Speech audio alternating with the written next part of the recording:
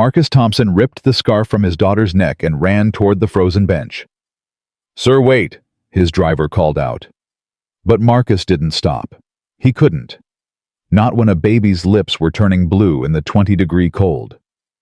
The homeless woman's eyes snapped open. She lunged at him like a wounded animal. "Get away from my son!" What happened next would destroy Marcus's billion-dollar company, nearly cost him his daughter, and force him to choose between his reputation and his humanity. But here's the twist. The woman on that bench wasn't a stranger. She was connected to his dead wife in a way Marcus would never see coming. Drop your city in the comments. Let me know how far this story travels. Zoe Thompson pulled her hand free from her father's grip and planted her feet in the snow. "Daddy, stop." Marcus turned around. His 4-year-old daughter stood 3 feet behind him, her pink winter boots buried in the fresh powder, her braids poking out beneath her white knit hat. She wasn't looking at him. She was looking past him, toward the bus stop bench at the edge of the sidewalk. "Sweetheart, we need to keep moving. The tree lighting starts in 20 minutes. "But Daddy," Zoe's voice dropped to a whisper. "That lady has a baby." Marcus followed his daughter's gaze. His stomach dropped. A young woman couldn't have been older than 20 lay curled on the wooden bench beneath the flickering bus route sign. Her blonde hair was tangled with ice. Her thin sweater barely covered her arms. And pressed against her chest, wrapped in what looked like a dish towel, was an infant. The baby wasn't moving. "James," Marcus called to his driver, who waited by the Range Rover 20 feet back. "Call 911. "Sir." "Now." Marcus took a step toward the bench, then stopped. His mind raced through the calculations he'd spent 42 years perfecting. The risk assessment, the liability, the headlines that could follow if this went wrong. CEO approaches homeless woman on Christmas Eve. He could already see the Twitter storm, the accusations, the questions about his motives. 2 years ago, he wouldn't have hesitated. 2 years ago, Lydia would have already been kneeling beside that bench, her medical training kicking in her hands, checking the baby's temperature, her voice calm and commanding.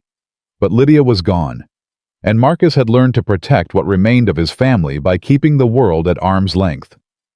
"Daddy." He looked down. Zoe had moved closer without him noticing. She stood right beside him now, her small hand reaching up to grab his coat sleeve. "Her baby is freezing." The words hit Marcus like a physical blow. Her baby is freezing. He thought of the son he'd never held. The boy who died in Lydia's arms before taking his first breath. The empty nursery he still couldn't bring himself to enter. "Stay here," he told Zoe. "But, Zoe, stay." He crossed the distance to the bench in 4 long strides. Up close, the situation was worse than he'd feared. The woman's lips had a bluish tint. Her breathing was shallow, barely visible. And the baby, God, the baby. The infant's skin was pale, almost gray. Its tiny fingers were exposed to the cold, trembling slightly. The makeshift blanket had slipped, leaving the child's chest covered by nothing but a thin cotton onesie. Marcus didn't think. He reached down and unwound the red cashmere scarf from around his own neck, a Christmas gift from Zoe that morning, and wrapped it carefully around the baby. The infant stirred. A weak cry escaped its lips. The woman's eyes flew open. "No!" She sat up so fast that Marcus stumbled backward. Her arms shot out, grabbing for the baby, her eyes wild with terror. "Get away from him! Give him back! Ma'am, please! I said give him back!" She lunged at Marcus, her frozen fingers clawing at his coat. He caught her wrists gently, carefully, and held her at arm's length. "I'm not taking him. I'm trying to help. He's hypothermic. He needs to get warm." "I don't need your help." She yanked her arms free, snatching the baby against her chest. "I don't need anyone's help." "Your son's lips are blue." The woman froze. For a moment, neither of them moved. The sounds of the city faded, the distant Christmas music, the laughter of families heading to Rockefeller Center, the honking of taxis. All of it disappeared, leaving only the harsh rasp of the woman's breathing and the weak cries of the infant in her arms. "His name is Noah," she whispered finally. "I'm Marcus." He kept his voice low, steady. The same tone he used in boardrooms when billion-dollar deals hung in the balance. "My daughter and I were walking to the tree lighting. She saw you. She asked me to help." The woman's eyes flickered past him to where Zoe stood watching her small face pinched with worry. "She's beautiful," the woman said. "Thank you. Her name is Zoe." Marcus paused, choosing his next words carefully. "I own a hotel a few blocks from here. The Archer on 5th Avenue. I can get you and Noah a room for tonight.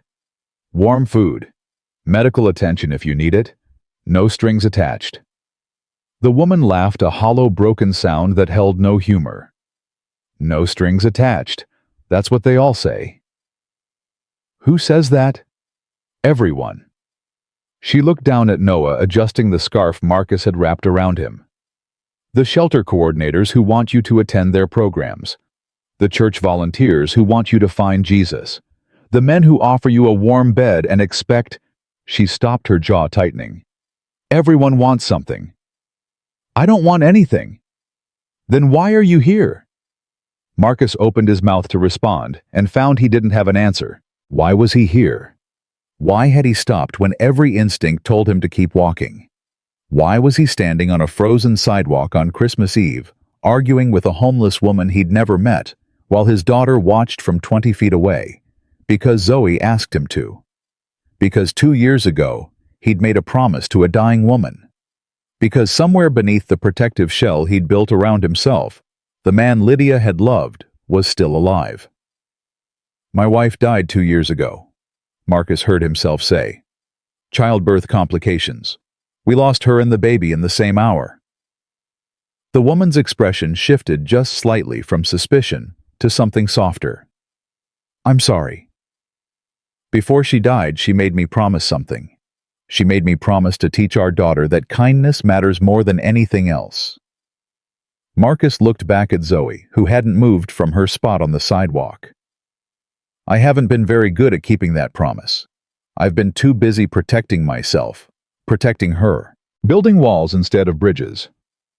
He turned back to the woman. "But tonight my daughter saw someone who needed help, and she reminded me of who I'm supposed to be." The woman studied him for a long moment. Her eyes blue, intelligent, exhausted, searched his face for deception. "One night," she said finally, "and I pay you back when I can." "You don't owe me anything." "I pay you back," she repeated, her voice firm, "or I don't come." Marcus nodded slowly. "Okay, you pay me back." He extended his hand.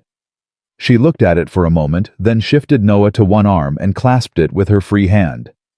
"I'm Grace," she said. "Grace Miller." James had the Range Rover idling at the curb by the time Marcus led Grace and Noah across the sidewalk. The driver's face betrayed nothing.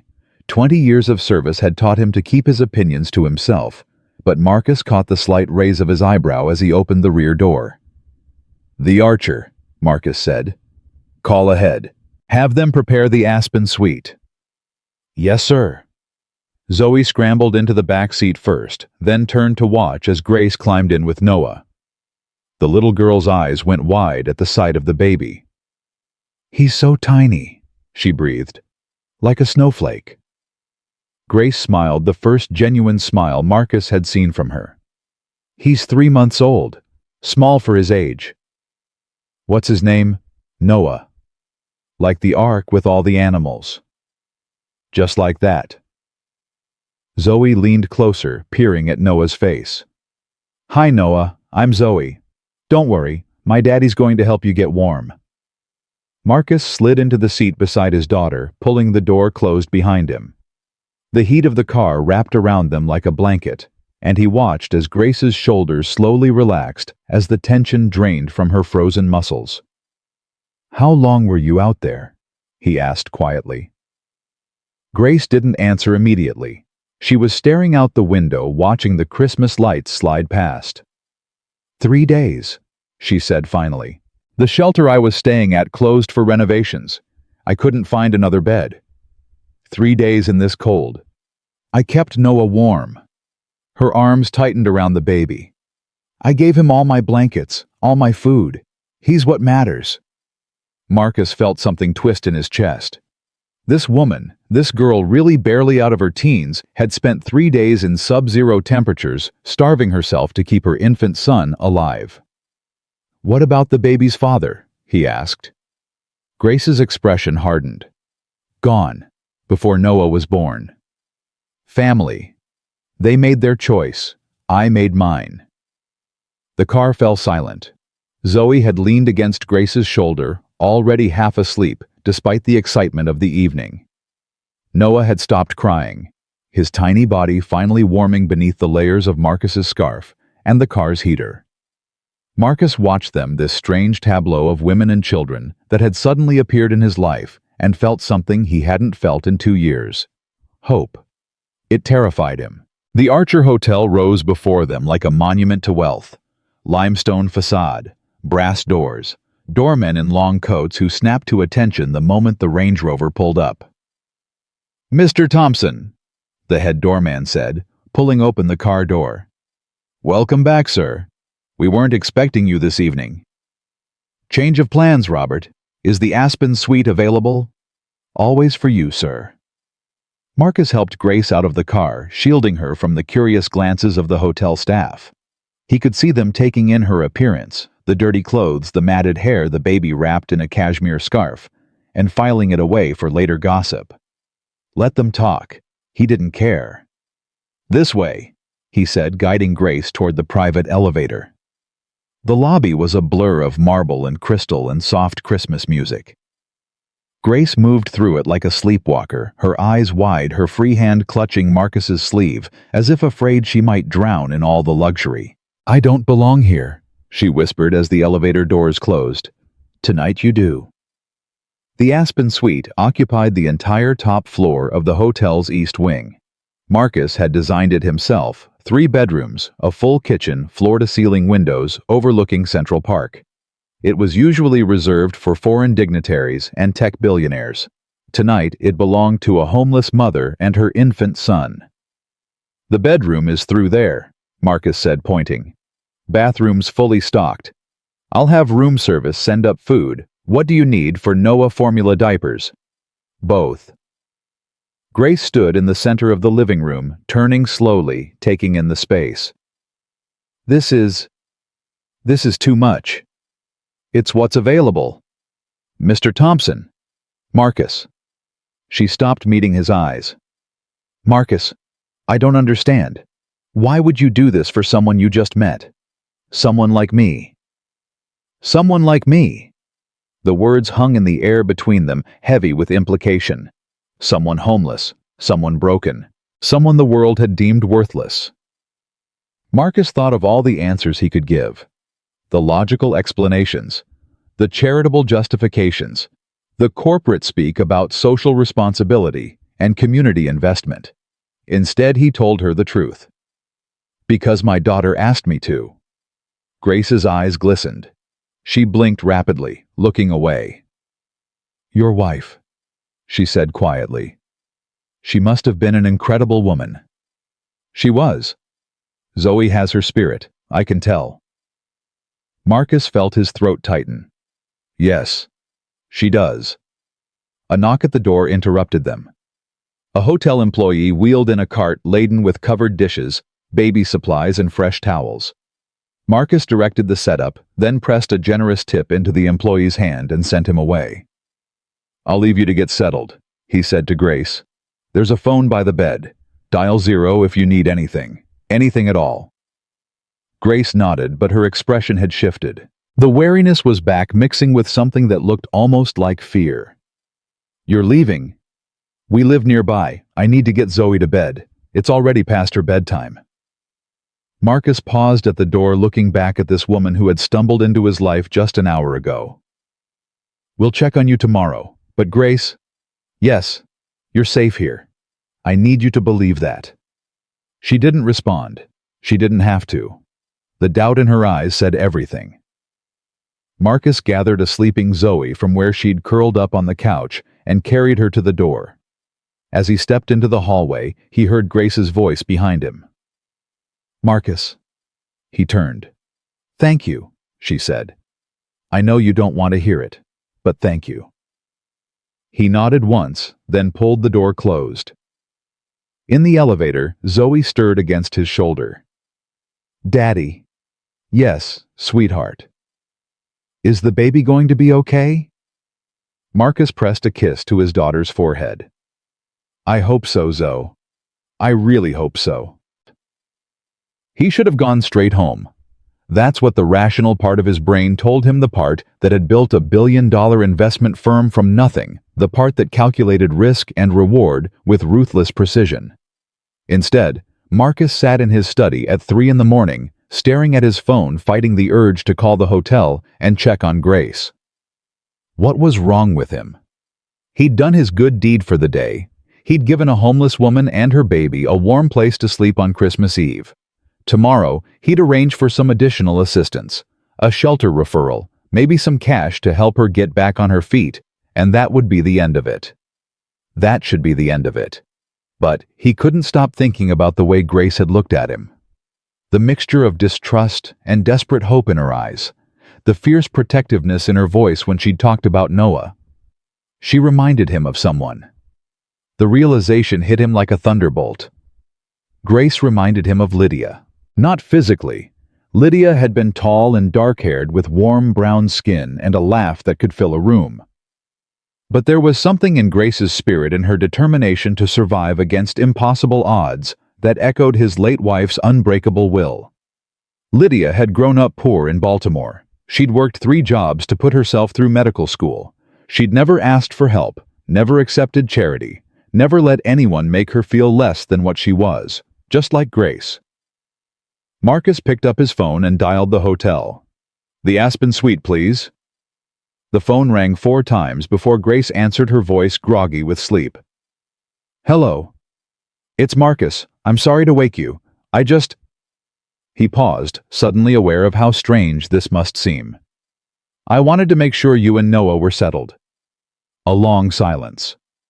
"We're fine," Grace said finally. "Noah's sleeping. First time he's slept more than 2 hours straight in weeks." "Good. That's good." "Marcus." "Yes." "Why are you really calling?" He should have lied, should have made up some excuse about hotel policy or security protocols. "I don't know," he admitted. "I just couldn't stop thinking about—" He stopped himself. "Never mind. It's late. Get some rest." "Wait." He waited. "I'm scared," Grace said quietly. "I've been scared for so long that I forgot what it felt like not to be. And tonight, for the first time in months, I'm not scared. I don't know what to do with that." Marcus closed his eyes. "You don't have to do anything with it. Just let yourself feel it. Safe is good. Safe is what you and Noah deserve." "Why do you care?" Her voice cracked. "You don't know me. You don't know anything about me. I could be anyone. I could be lying about everything." "Are you?" "No, but you don't know that." "You're right. I don't." Marcus leaned back in his chair, staring at the ceiling. "But my daughter looked at you tonight and she saw someone who needed help. Zoe doesn't see the world the way adults do. She doesn't calculate. She doesn't judge. She just sees people. And if she thought you were worth helping, that's good enough for me." Grace was quiet for so long that Marcus thought she'd hung up. "Your wife was lucky," she said finally, "to have someone like you. I was the lucky one. Good night, Marcus." "Good night, Grace." He ended the call and set the phone on his desk. 3 hours until dawn. 3 hours until Christmas morning. 3 hours until he'd have to figure out what came next. Marcus poured himself a whiskey and watched the snow fall outside his window. Somewhere across the city, in a hotel suite he'd never expected to use this way, a homeless mother was sleeping peacefully for the first time in months, and Marcus Thompson, CEO of Carter Investments. Widower, single-father man, who had built walls around his heart so high that no one could climb them. Marcus Thompson had just opened a door he would never be able to close. Christmas morning arrived with a phone call that changed everything. Marcus had barely slept. He'd spent the night in his study, alternating between watching the snowfall and checking his phone, half expecting Grace to call again. She didn't. By the time dawn broke over Manhattan, he'd convinced himself that he'd done enough. He'd given her one night of safety. That was more than most people would have done. Time to move on. Then Zoe came downstairs. She was already dressed pink sweater jeans, her braids slightly messy from sleep, and she had that look on her face. The one that meant she'd made up her mind about something and nothing in the world would change it. "Daddy, we need to go see the baby." Marcus set down his coffee. "Sweetheart, it's Christmas morning. Don't you want to open your presents first?" After. The baby might be hungry. We should bring him breakfast." Marcus opened his mouth to explain that babies didn't eat breakfast, not the way Zoe meant, but something in his daughter's expression stopped him. She wasn't asking. She was telling. Just like Lydia used to do. "Okay," he heard himself say. "Let me get dressed." 20 minutes later, they were in the Range Rover heading toward the hotel. Zoe had insisted on bringing a gift, a stuffed elephant from her own collection, carefully wrapped in tissue paper, and she clutched it in her lap the entire drive, her small face serious with purpose. "Daddy?" "Yes, Zoe." "Is the baby's mommy going to be okay?" Marcus glanced at his daughter in the rearview mirror. "What do you mean?" She looked sad. Really sad. Like how you looked after mommy went to heaven. The words hit Marcus harder than he expected. He gripped the steering wheel tighter. "I think she's been through a lot," he said carefully. "But we're going to try to help her." "Good," Zoe nodded firmly. "That's what Mommy would want us to do." They arrived at the hotel to find Grace already awake. She answered the door in one of the plush robes the hotel provided, Noah cradled in her arms, and Marcus was struck by how different she looked. The color had returned to her cheeks. Her hair was clean, falling in soft waves around her shoulders. But it was her eyes that caught him, still guarded, still watchful, but with something new flickering beneath the surface. Hope, maybe. Or fear. Sometimes they look the same. "I brought Noah a present," Zoe announced, pushing past Marcus into the suite. "It's an elephant. His name is Mr. Trumpets." Grace smiled a real smile that transformed her face and knelt down to Zoe's level. "That's very thoughtful of you. Should we let Noah see?" "He can't open it himself. He's too little. Can I help him?" "Of course." Marcus watched as his daughter carefully unwrapped the stuffed elephant and placed it in Noah's tiny hands. The baby's fingers curled around the soft fabric, and he made a sound that might have been contentment. "He likes it," Zoe breathed. "Look, Daddy, he likes it." "I see that, sweetheart." Grace rose to her feet, her eyes meeting Marcus's over her son's head. "You didn't have to come," she said quietly. "It's Christmas. You should be with your family." "We are with our family," Zoe interrupted. "You and Noah are our family now." The words hung in the air. Grace's expression flickered surprise, then something that looked almost like pain. "Zoe?" Marcus began, but Grace shook her head. "It's okay." She looked down at Zoe with an expression Marcus couldn't quite read. "That's very sweet of you to say." "I mean it," Zoe insisted. "Daddy says family is people who take care of each other. We're taking care of you and Noah. So your family." Grace's eyes glistened. She blinked rapidly, looking away. "Your daughter," she said to Marcus, her voice rough, "is something special. She gets it from her mother." The morning unfolded in a way Marcus hadn't anticipated. He'd planned to check on Grace, make sure she had everything she needed, and then leave. Instead, he found himself sitting on the suite's couch, watching Zoe play peekaboo with Noah, while Grace told him her story. It came out in fragments at first, hesitant, guarded, as if she expected him to judge her at any moment. But Marcus just listened, and slowly the fragments became a narrative. I was a sophomore at Parsons, Grace said, her hands wrapped around a cup of coffee. Fine arts. I had a full scholarship. My professors said I had real talent. What happened? I met someone, a senior. He was charming, attentive. Everything a naive 19-year-old thinks she wants. Grace's mouth twisted. He was also a liar. Noah's father. If you can call him that. He disappeared the moment I told him I was pregnant, changed his number, blocked me on everything. His family threatened to sue me for harassment when I tried to contact him. Marcus felt a cold anger building in his chest. And your own family. Grace laughed that same hollow sound he'd heard the night before.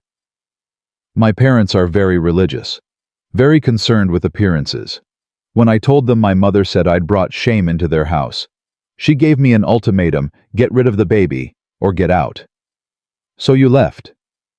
I chose my son. Grace looked at Noah, who was giggling as Zoe made faces at him. I'd make the same choice again. But I won't pretend it wasn't hard. I dropped out of school, bounced between friends' couches until I ran out of friends, then shelters, then, she gestured vaguely, then that bench. How long? 7 months, since Noah was born. 7 months on the streets with a newborn. The thought made Marcus physically ill. You should have had help, he said. There are programs, resources. For single mothers with no address, no ID, no work history. Grace shook her head. The system isn't designed for people like me, Marcus. It's designed to make people like me invisible. That's not right. No, it's not. But it's reality. They sat in silence for a moment. Across the room, Zoe had convinced Grace to let her hold Noah, and she was cradling him with exaggerated care, humming a lullaby she'd learned from Mrs. Hill. What would you do? Marcus asked suddenly. If you could do anything, if money wasn't an issue, if circumstances were different, what would you want? Grace was quiet for a long moment. I'd finish my degree, she said finally. I'd become an illustrator, children's books maybe, or magazines. I always loved capturing moments, telling stories through images. She paused. But that's just a fantasy. Right now I'd settle for a job, any job, something that would let me give Noah a stable home. Marcus nodded slowly, an idea forming in his mind. I might be able to help with that. Grace's guard went up immediately. Marcus, I told you I don't want charity. It's not charity, it's a job, a real job. She stared at him. What kind of job? My company has a design department, marketing materials, internal communications, that kind of thing. It's mostly remote work. You could do it from anywhere. Set your own hours. The pay is competitive and there are benefits. Health insurance for you and Noah. You're offering me a job just like that. I'm offering you an interview. The position exists regardless of whether you take it. If you're qualified, you get the job. If not, no hard feelings. Grace looked at him for a long moment, her expression unreadable. Why? She asked. Why would you do this for someone you just met? It was the same question she'd asked the night before. But now, in the light of Christmas morning, with his daughter playing happily with her infant son across the room, Marcus found he had a different answer. Because my wife spent her whole life opening doors for people who'd been told they didn't deserve to walk through them. She was a doctor.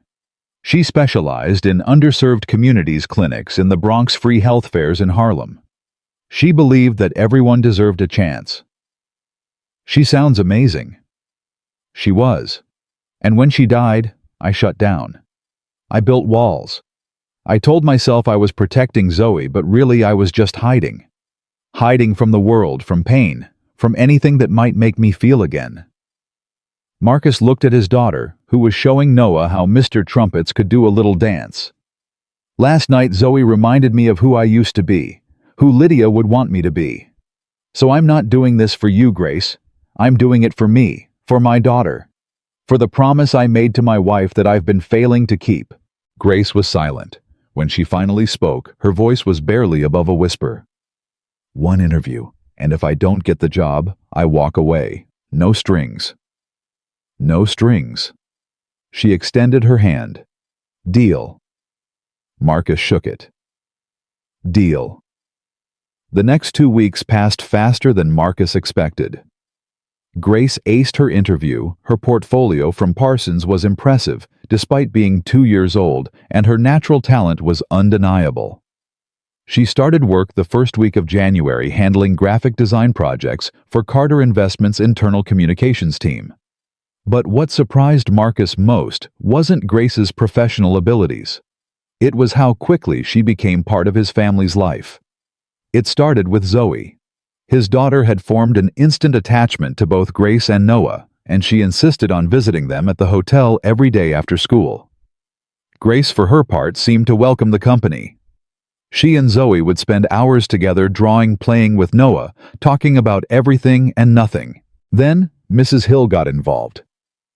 "Mr. Thompson," the housekeeper said one morning, her tone carrying that particular edge that meant she had opinions. "I couldn't help but notice that Miss Miller and her child are still residing at the hotel." "Yes, Eleanor, that's correct. A hotel is no place for a baby, certainly not for an extended period. What would you suggest?" Mrs. Hill's lips thinned. "The guest cottage on the Connecticut estate has been sitting empty for 2 years. If Miss Miller requires temporary accommodation while she gets back on her feet, it would be more suitable and more economical." Marcus stared at his housekeeper. In 20 years, she had never once suggested that he allow a stranger to live on his property.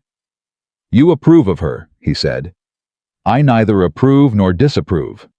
I simply observe that Miss Zoe has been happier these past 2 weeks than she's been since Mrs. Thompson passed, and I observe that you have been as well, though you're too stubborn to admit it.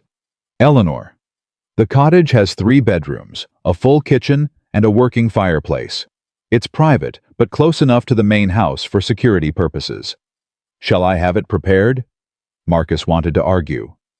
Wanted to point out all the reasons this was a bad idea, the rumors it might cause, the complications it could create, the walls he'd so carefully built, being torn down brick by brick.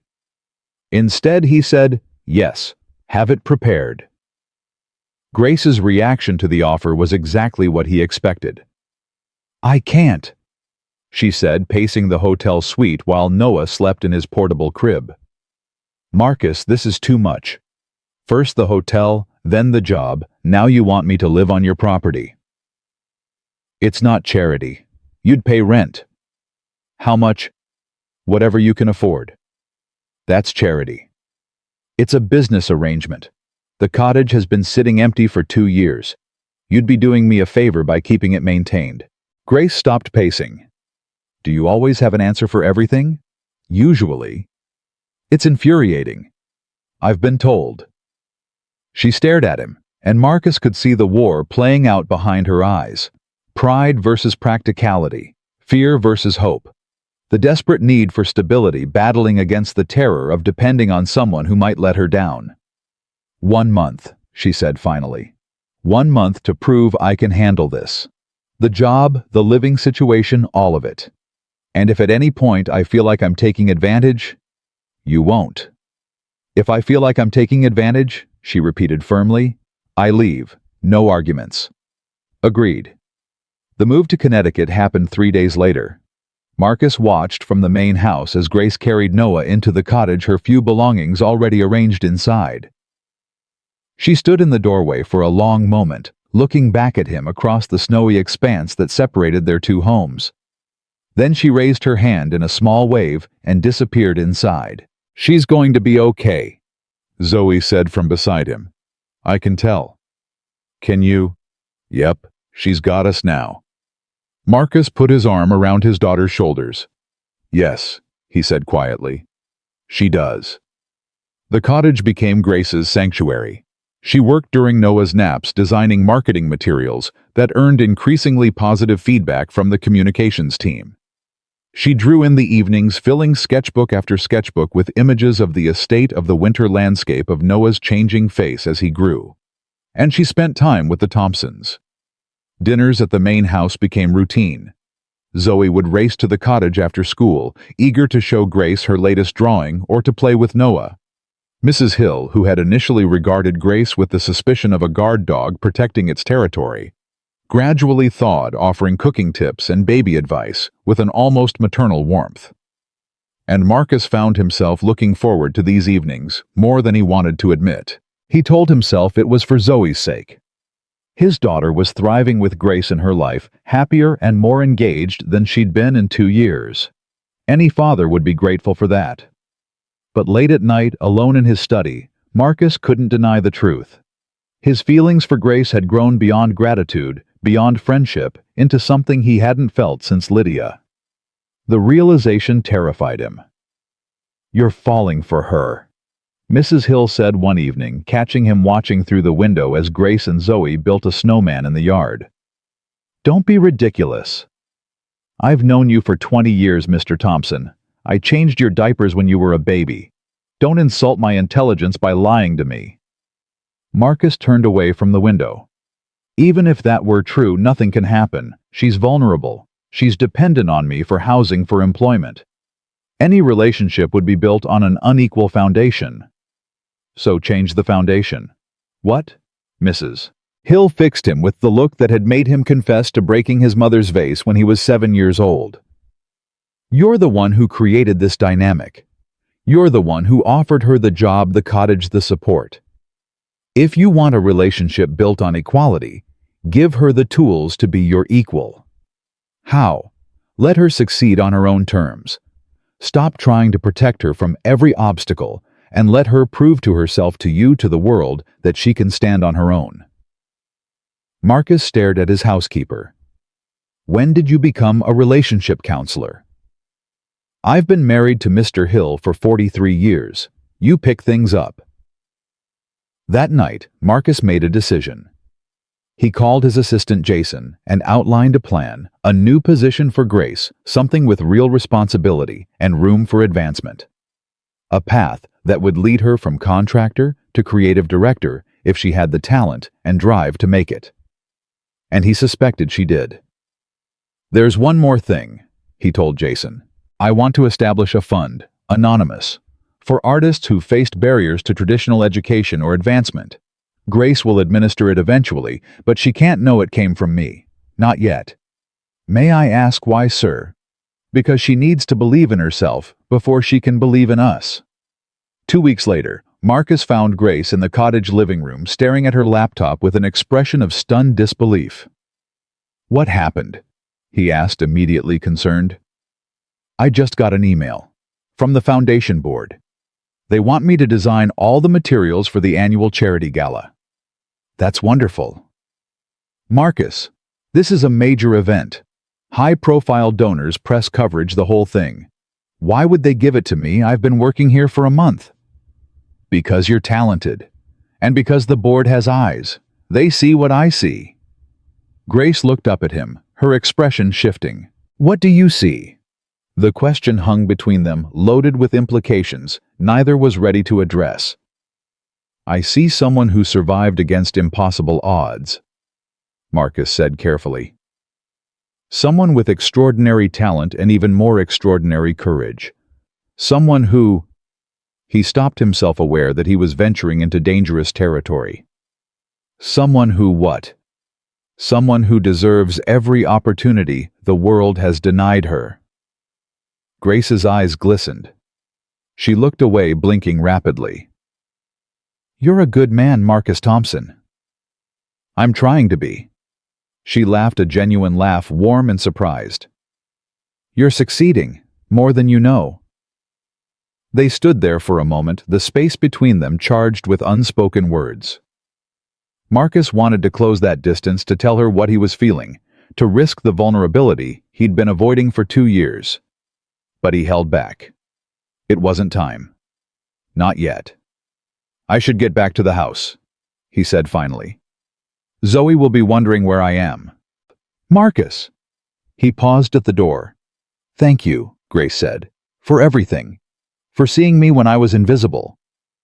"You were never invisible, Grace. The world just wasn't looking hard enough." He left before he could say anything else. But as he walked across the snow-covered lawn toward the main house, Marcus knew that something had shifted between them. The walls he'd built were crumbling, and for the first time in 2 years, he wasn't afraid of what lay on the other side. The feeling lasted exactly 3 days. Then the black sedan appeared. Grace saw the car pull up to the cottage from the kitchen window. She didn't recognize it, a sleek black Mercedes with tinted windows and New York plates.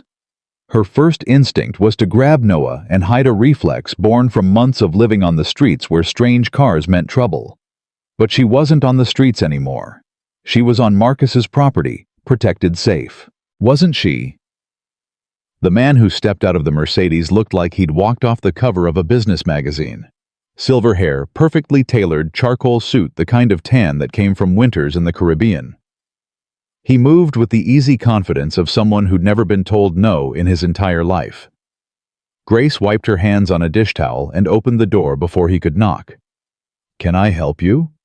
The man smiled. It didn't reach his eyes. "Miss Miller, I was hoping we could chat." "Do I know you?" "Not yet. But you know my name." He extended a hand. "Victor Reynolds. I believe you're acquainted with my competitor, Marcus Thompson." Grace didn't take the hand. "Mr. Thompson isn't here." "I know. I'm not here to see him." Reynolds withdrew his hand smoothly, as if the rejection hadn't happened. "I'm here to see you. I don't think we have anything to discuss." "On the contrary, Miss Miller. I think we have a great deal to discuss. May I come in?" "No." Reynolds's smile flickered just for a moment before resettling into place. "Direct. I appreciate that. Then perhaps we can talk out here. I'd prefer if you left. 5 minutes. That's all I ask. Hear my offer. And if you're not interested, I'll go and you'll never see me again." Grace should have closed the door. Every instinct told her this man was dangerous, that whatever he wanted couldn't be good. But there was something in his tone, the smug certainty that he held cards she didn't know about, that made her hesitate. "What kind of offer?" Reynolds clasped his hands behind his back, his posture relaxed despite the cold. "I know your situation, Miss Miller. Former art student at Parsons, dropped out when you got pregnant, abandoned by your boyfriend, disowned by your family. Homeless until Christmas Eve, when Marcus Thompson swooped in to play the hero." Grace's blood ran cold. "How do you know all that?" "I make it my business to know things, especially things that relate to my competitors." "I'm not a thing." "No, you're a person in a very precarious position. Living on someone else's property, working a job you only got because he pitied you completely, dependent on a man who could tire of you at any moment." That's exactly what it is." Reynolds' voice hardened. "I'm offering you a way out. A real job with my company. Better pay, better benefits, a signing bonus large enough to put a deposit on your own apartment. Independence, Miss Miller. The chance to stand on your own 2 feet instead of kneeling at Marcus Thompson's." "And what do you get out of it?" "Does it matter?" "Yes, it does." Reynolds studied her for a long moment. When he spoke again, his tone had shifted, becoming almost conversational. "Marcus Thompson has been a thorn in my side for 15 years. We've competed for deals, for clients, for influence. Most of the time he wins. Do you know why?" Grace said nothing. "Because he has a reputation. The good guy. The ethical businessman. The man who donated $50 million to charity last year while I was being investigated by the SEC for practices that turned out to be entirely legal." Reynolds's jaw tightened. The world loves Marcus Thompson, and the world loves a scandal even more. Understanding dawned in Grace's mind, cold and ugly. "You want to use me to destroy him."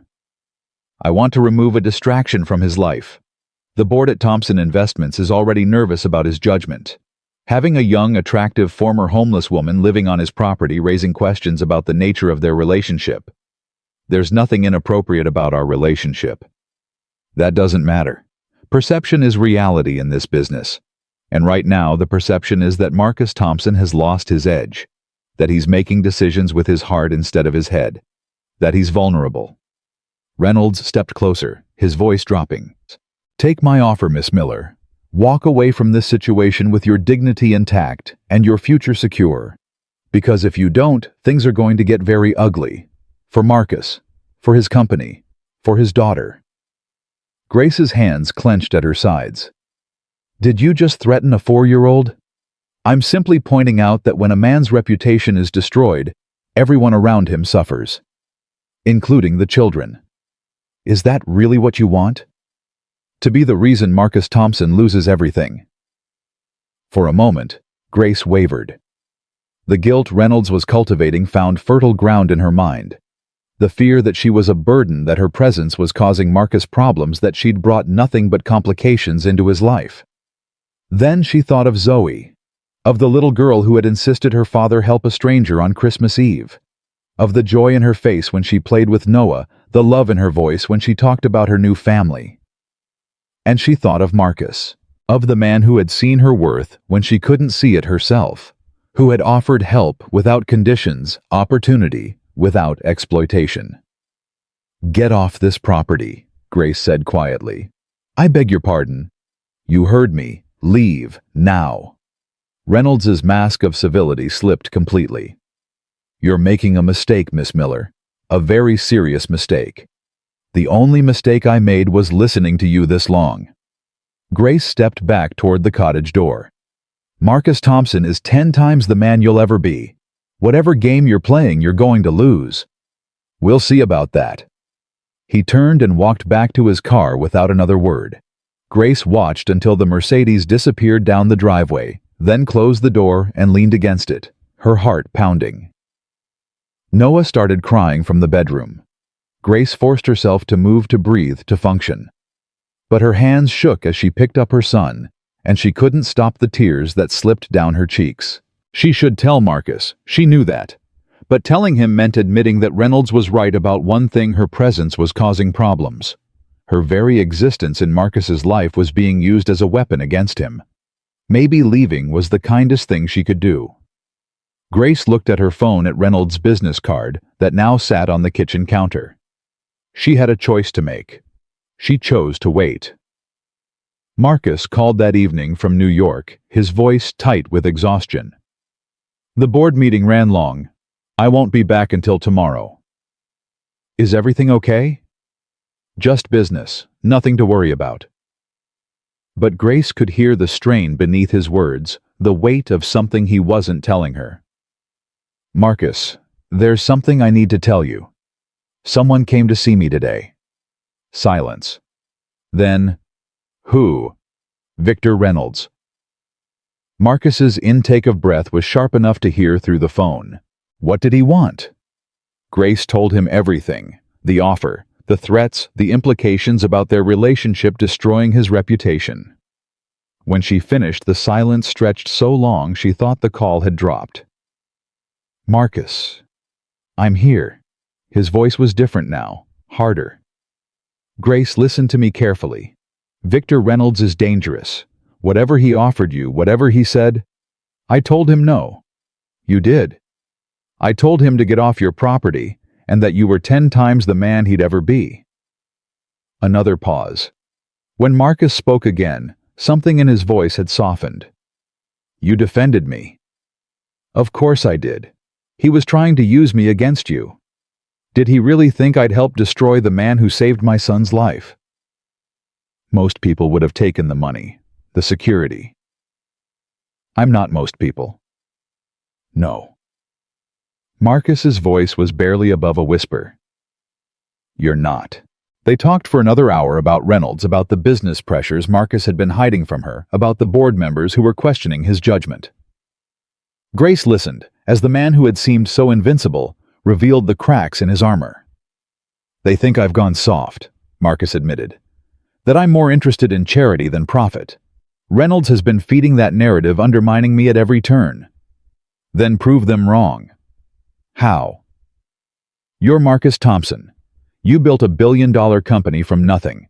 You don't have to choose between being successful and being good. Show them that kindness isn't weakness. Show them that doing the right thing is the smartest business strategy there is. Marcus was quiet for a moment. You sound like Lydia. I'll take that as a compliment. It was. After they hung up, Grace lay awake for hours staring at the ceiling. She had made her choice. She had thrown her lot in with Marcus Thompson for better or worse. Now she had to hope she hadn't just destroyed them both. The tabloid reporter showed up 3 days later. Grace was working at the cottage dining table, Noah playing on his blanket nearby, when she heard a knock at the door. She expected Mrs. Hill or maybe Zoe after school. Instead, she found a woman with a perfect blonde bob and predatory eyes flanked by a man carrying a professional camera. Grace Miller. I'm Vanessa Winter's New York social scene. I was hoping for a few words about your relationship with Marcus Thompson. Grace's stomach dropped. I have nothing to say. Are you sure? Because I have some very interesting photos of you and his daughter. Quite domestic. People are dying to know, is this a romance? A charity arrangement? Or something more transactional? Get away from this door. Vanessa smiled. The public has a right to know what's happening here. Single father CEO takes in beautiful young homeless woman who happens to look exactly like his dead wife. You can't tell me there's nothing. I said, get away. Reynolds Investments has offered quite a sum for an exclusive. The story writes itself, really. CEO's Christmas charity. Case compassion or obsession. Very clickable. Something cold settled in Grace's chest. Reynolds. This woman was working for Reynolds. You have 10 seconds to leave this property before I call the police. That would make an even better story. Vanessa gestured to her photographer, who raised his camera. Get a shot of her in the doorway. Barefoot baby on the floor, very maternal, very vulnerable. Grace slammed the door. Through the window, she watched Vanessa and her photographer circle the cottage, snapping pictures through every window they could reach. She grabbed Noah and retreated to the bedroom, her heart racing. They finally left after 20 minutes, but Grace knew the damage was done. They had photos, they had a narrative, and they had Reynolds's money behind them. She called Marcus immediately. Don't panic, he said, though his own voice was anything but calm. I'm calling my lawyers now. We'll get an injunction, stop the story. Can you do that? I can try, but Grace... He hesitated. There's going to be scrutiny. Questions. The board meeting tomorrow, they're already talking about my judgment. If this story breaks, I should leave. What? No. Marcus, think about it. If I'm not here, there's no story. I'll take Noah, go somewhere else, find a shelter, or... Grace, stop. His voice was firm. You're not going anywhere. This is what Reynolds wants. He wants to isolate me, to drive away everyone I care about. I won't let him win. Everyone you care about. The words hung between them. Marcus was silent for a long moment. Yes, he said finally. Everyone I care about. Grace closed her eyes. What do? We fight. Together. Can you do that? She thought of the bench, the cold, the desperation. She thought of Zoe's face when she'd insisted her father help a stranger. She thought of Marcus standing in the snow, offering warmth without expectation. Yes, she said. I can do that. The board meeting the next day was brutal. Marcus called Grace from his car afterward, his voice raw with exhaustion. 7-5, we kept control. That's good, right? It's close, too close. Reynolds has allies I didn't know about. He's been working this for months, maybe years. What happens now? Now we prepare for the gala. The foundation event is in 2 weeks. It's our biggest night of the year. If I can show the board that the company is strong, that my judgment is sound, we might be able to put this behind us. And the article, the reporter. My lawyers got a temporary injunction. She can't publish without verification from multiple sources. It bought us time. How much time?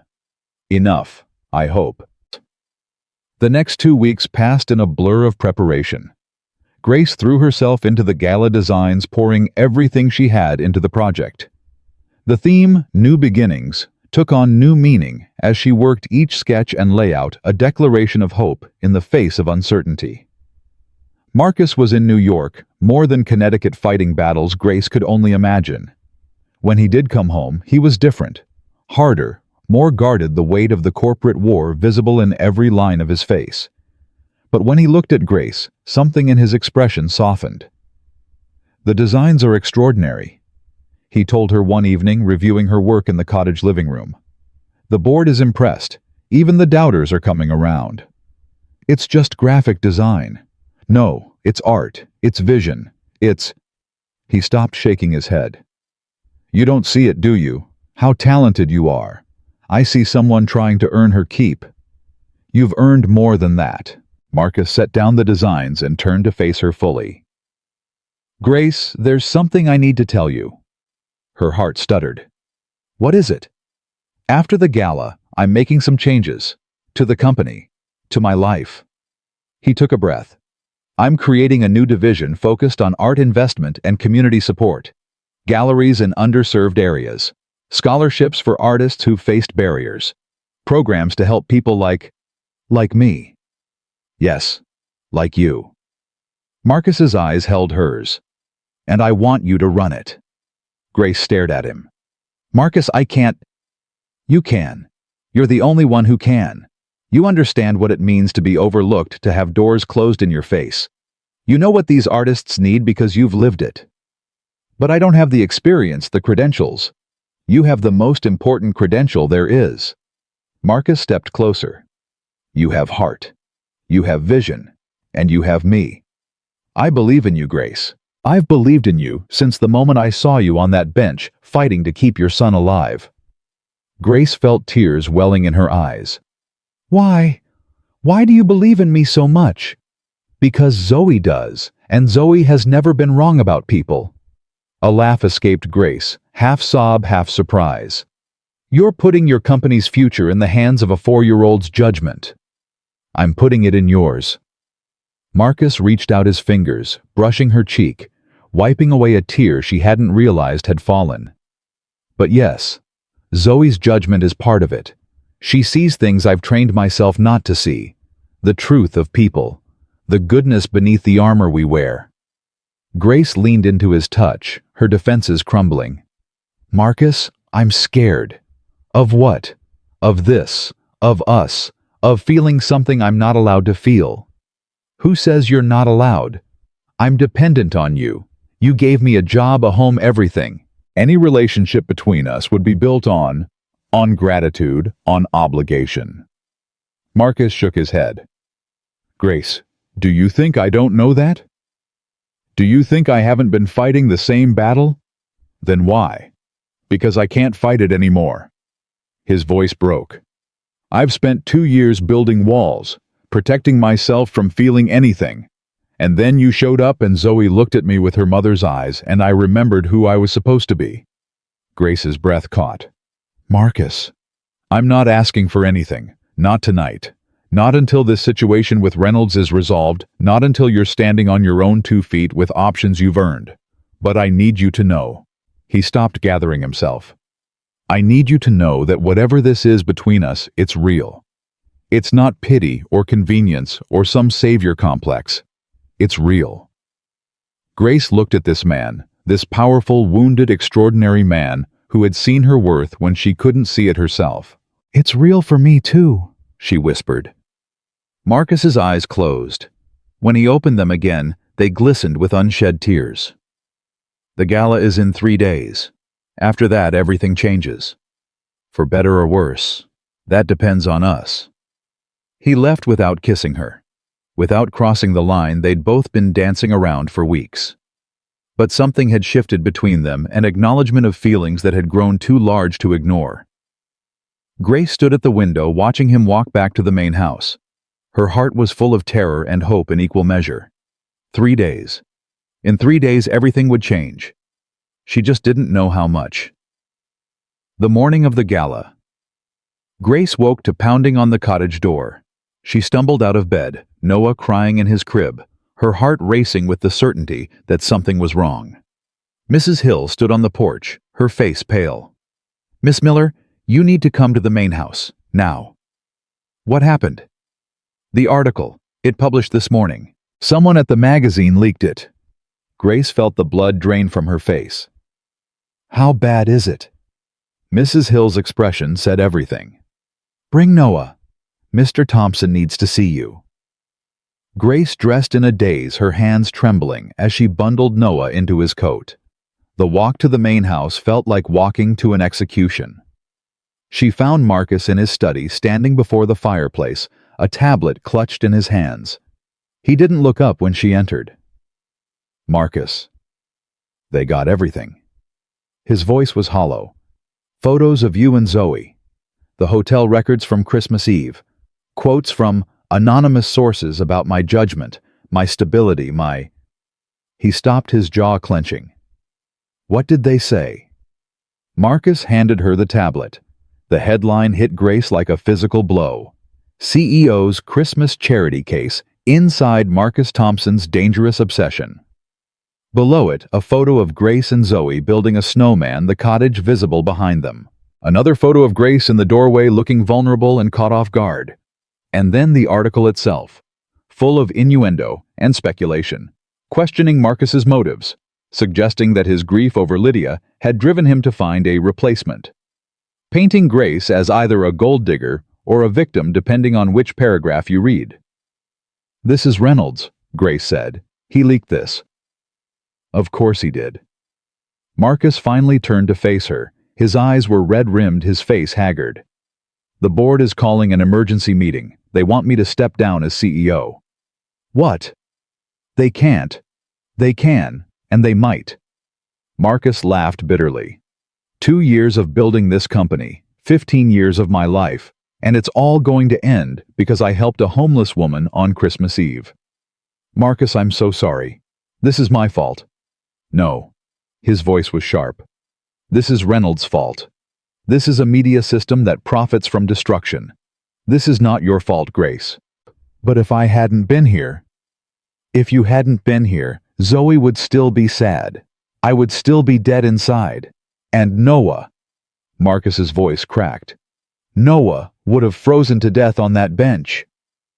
Grace felt tears streaming down her face. "What do we do?" Marcus was silent for a long moment. When he spoke again, his voice was steady, with a resolve she hadn't heard before. "We go to the gala." "What?" "Tonight. We show up. You, me, together. We don't hide. We don't apologize. We walk in there, and we show them that we have nothing to be ashamed of." "Marcus, the board." "The board can wait until tomorrow. Tonight is about the foundation. About the thousands of people our charity helps every year. I won't let Reynolds take that from me." Grace looked at him, this man who had lost so much and was about to lose so much more, and felt something fierce rise in her chest. "Then I'll be there," she said. "Right beside you." Marcus's expression shifted. Something like hope flickered in his eyes. "Together." Grace reached out and took his hand. Together. The hours before the gala passed in a blur of preparation and terror. Grace stood in the guest bedroom of the main house, no longer a guest room, but something else now, something that felt like belonging, staring at the gown laid out on the bed. Midnight blue silk. Custom made. A gift from Marcus that had arrived that morning with a simple note, "For tonight. For every night after. M." She couldn't do this. The thought kept circling in her mind, an endless loop of panic. She was a nobody, a former homeless woman, a single mother who had been sleeping on a park bench 2 months ago. What business did she have walking into a room full of billionaires and board members, and people who controlled entire industries? "You're thinking too loud."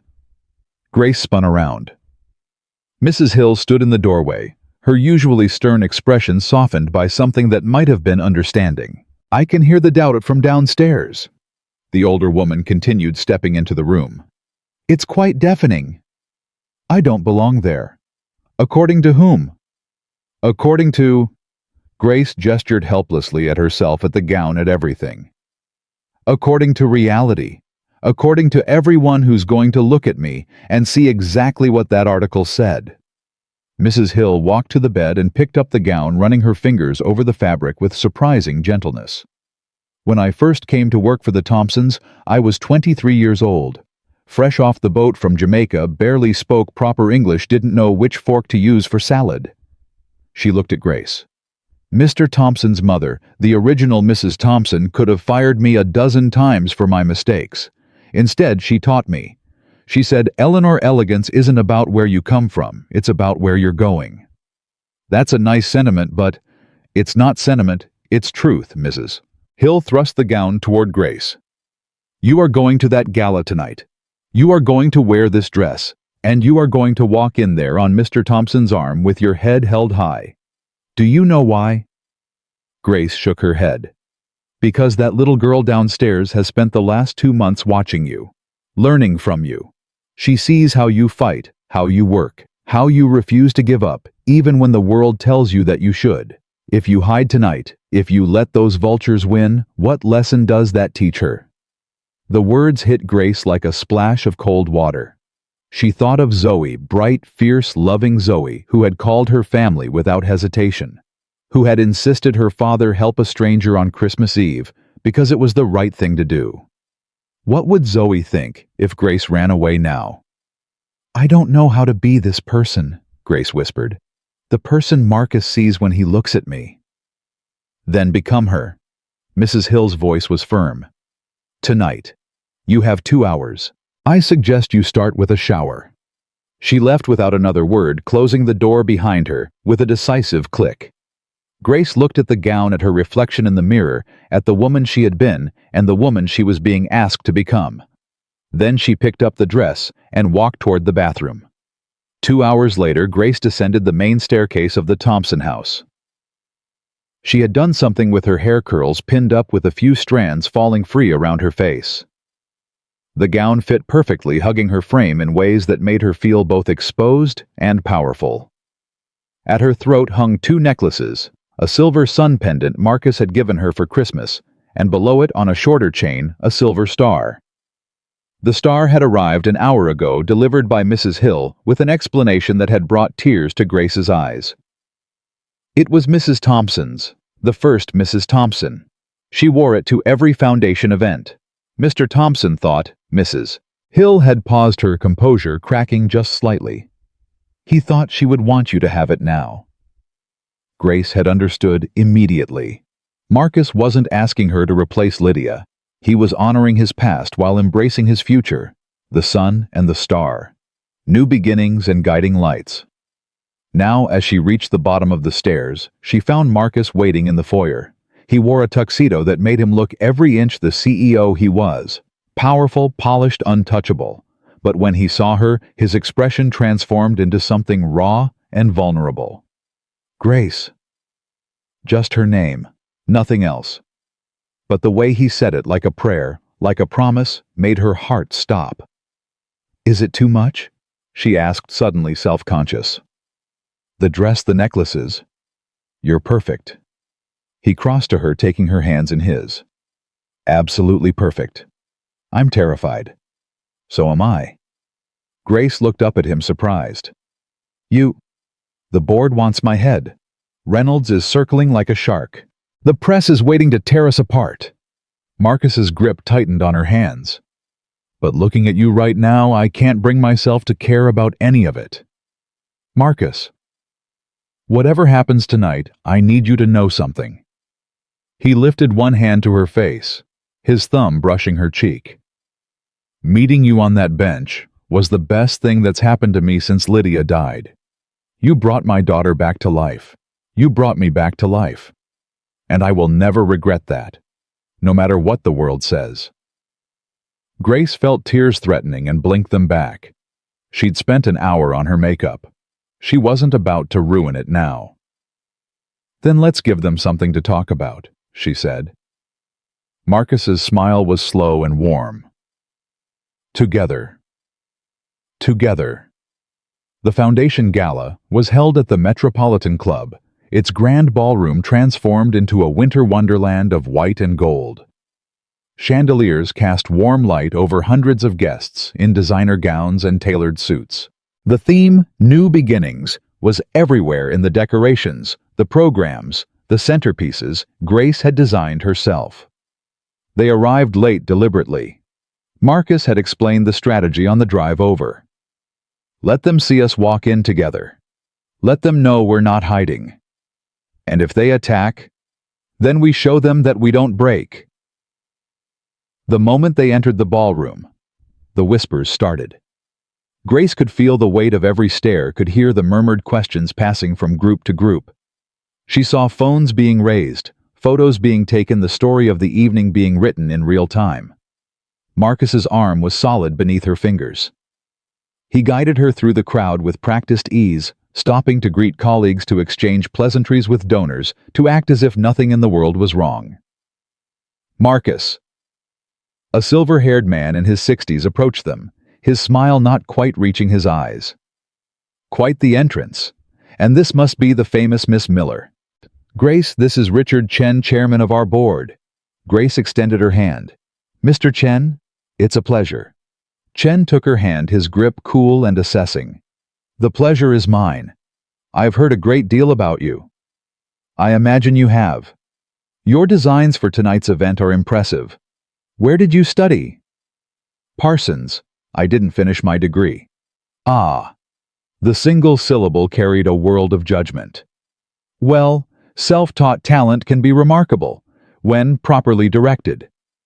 Grace felt Marcus tense beside her, but she squeezed his arm gently. She could handle this. I wasn't self-taught, Mr. Chen. I had 2 years of formal education before circumstances forced me to leave. Everything I know I learned from professors who believed in me. I simply had to wait a bit longer to use it. Chen's eyebrows rose slightly. Quite the diplomat. Marcus, you've chosen well. I didn't choose anything. Marcus replied, his voice carrying an edge. Grace is here because of her talent and her character, nothing else. Of course. Chen's smile remained fixed. We should talk tomorrow, about the board meeting. Looking forward to it. Chen moved away, and Grace let out a breath she hadn't realized she'd been holding. That was awful. That was politics. Marcus guided her toward a quieter corner. You handled it perfectly. I wanted to throw my drink in his face. Welcome to high society. They found a moment of peace near the windows, away from the worst of the crowd. Grace's designs surrounded them. The programs, the signage, the projection of the New Beginnings logo she'd spent weeks perfecting. It's beautiful, Marcus said, following her gaze. All of it. You should be proud. I'm proud it's finished. I'm proud it didn't turn out terrible. Grace shook her head. Pride in myself. That's still a work in progress. Then let me be proud for both of us. Before Grace could respond, a voice cut through the ambient noise of the gala. Well, well, if it isn't the happy couple. Grace's blood ran cold. Victor Reynolds stood before them, champagne glass in hand, his smile as sharp as a blade. Beside him stood a woman Grace recognized immediately, Vanessa Winters, the tabloid reporter who had shown up at the cottage. Victor. Marcus's voice was ice. I don't recall seeing your name on the guest list. I made a generous donation to the foundation. Surely that buys me an invitation. Reynolds turned his attention to Grace. Miss Miller, you look stunning. Quite an improvement from the photos in this morning's article. You should know. You arranged for them. Reynolds's smile widened. I have no idea what you're talking about. Of course you don't. Grace stepped forward, surprising even herself. Just like you have no idea who leaked the story to Ms. Winters here. Just like you have no idea that your little scheme to destroy Marcus's reputation is about to blow up in your face. Reynolds's expression flickered just for a moment before resettling into smug amusement. You're feisty. I can see why Marcus keeps you around. He doesn't keep me anywhere. I'm here because I choose to be. Because Marcus Thompson is a good man, and you're terrified of what that means. Good men can't be bought. They can't be manipulated, and when you attack them, people notice. Do they? Reynolds leaned closer, his voice dropping. Because from where I'm standing, all I see is a homeless woman in a borrowed dress, pretending she belongs in a world that will chew her up and spit her out the moment Marcus gets bored. That's enough. Marcus's voice was quiet but dangerous. You need to leave Victor. Or what? You'll have security escort me out. Create another scene for the press. Reynolds laughed. Face it, Marcus. You've already lost. The board votes tomorrow. 3 of your allies have flipped to my side. By this time next week, I'll be sitting in your chair. Grace felt Marcus go rigid beside her. She could see the rage building in his eyes, the temptation to respond with force. She took his hand. You're right about one thing, she said to Reynolds, keeping her voice steady. I don't belong here. I don't have the pedigree, the connections, the right family name. But you know what I do have. I have the truth. And the truth is that Marcus Thompson is the kind of man who stops on Christmas Eve to help a stranger. The kind of man who offers opportunity without expectation. The kind of man who teaches his daughter that kindness matters more than profit. She stepped closer to Reynolds, close enough to see the uncertainty flicker in his eyes. What do you have, Mr. Reynolds? Money, power, fear. Those things can win battles. But they can't win hearts. And at the end of the day, hearts are what matter. Reynolds stared at her. For a long moment, no one spoke. Then he laughed a harsh, dismissive sound and turned away. Enjoy your evening, Miss Miller. It may be your last at one of these events. He disappeared into the crowd, Vanessa Winters trailing behind him. Grace's knees nearly buckled. She gripped Marcus's arm for support. Did I just do that? You did. Marcus was looking at her with an expression she couldn't quite read. Grace, that was. Stupid, reckless, completely inappropriate. Extraordinary. He pulled her closer, his forehead touching hers. You are extraordinary. I was terrified. So was I. He pulled back his eyes, searching her face. But you did it anyway. That's what courage is. A voice crackled over the speaker system, announcing that the program was about to begin. Marcus straightened his tie. That's my cue. I'm giving the keynote address. I know. I designed the program, remember? He smiled a real smile, the first she'd seen since the article dropped. Wait for me. Always. Marcus made his way to the stage, and Grace found a spot near the back of the room where she could watch without being in the spotlight. The crowd quieted as he took the podium, his presence commanding attention without effort. Good evening, Marcus began. Thank you all for being here tonight to support the Thompson Foundation's mission of creating new beginnings for those who need them most. Polite applause rippled through the room. This year's theme, New Beginnings, holds special meaning for me.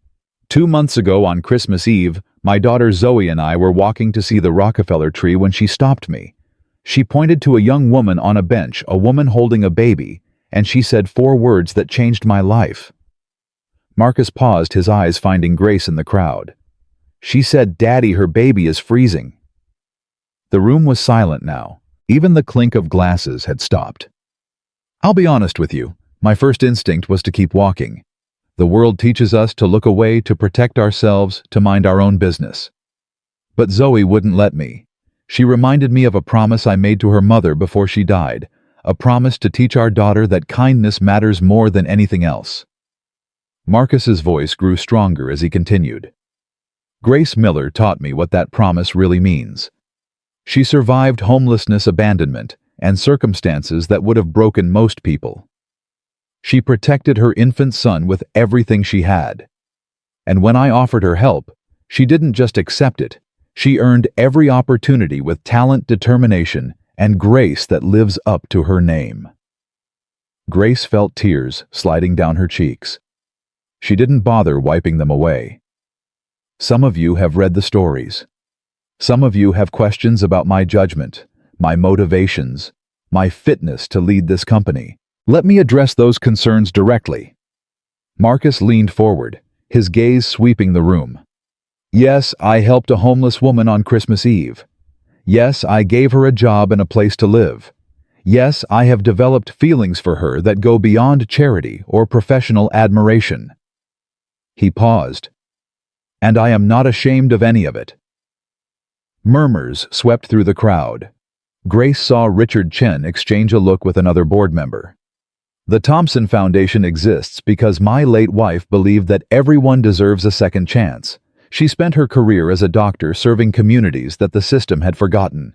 She taught me that success without compassion is meaningless, that profit without purpose is empty. Marcus's voice broke slightly on the next words. Lydia would have been the first one to help Grace and Noah that night. She would have been proud that our daughter inherited her capacity for kindness. And she would have wanted me to be happy again, to love again, to live again. He looked directly at Grace, now speaking to her, and her alone. Grace Miller made me believe that was possible. Not because she needed saving, she's stronger than anyone I've ever met, but because she showed me that opening your heart isn't weakness. It's the bravest thing any of us can do. Marcus straightened his voice, taking on a new tone, harder, more challenging. To those who question whether I belong in this position, I have this to say: I built this company on the belief that doing good and doing well aren't mutually exclusive. That belief hasn't changed. If the board decides tomorrow that my values are incompatible with leadership, so be it. But I won't apologize for who I am. I won't apologize for helping someone who needed help. And I won't apologize for falling in love with an extraordinary woman. The room erupted. Some people were applauding. Others were shaking their heads. Grace saw Vanessa Winters furiously typing on her phone, already crafting the headline for tomorrow's story. None of it mattered. Because Marcus was walking toward her now, pushing through the crowd, his eyes never leaving her face. "Marcus, what are you doing?" she whispered as he reached her. "Everyone's watching." "Let them watch." He took her hand and led her toward the exit. People parted around them, the whispers growing louder with every step. Grace felt exposed, vulnerable, like she was walking through a gauntlet. But Marcus's grip was steady, and his presence beside her was warm, and for the first time in her life, she didn't feel like running.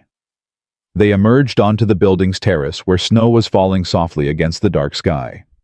The sounds of the gala faded behind them as Marcus closed the doors.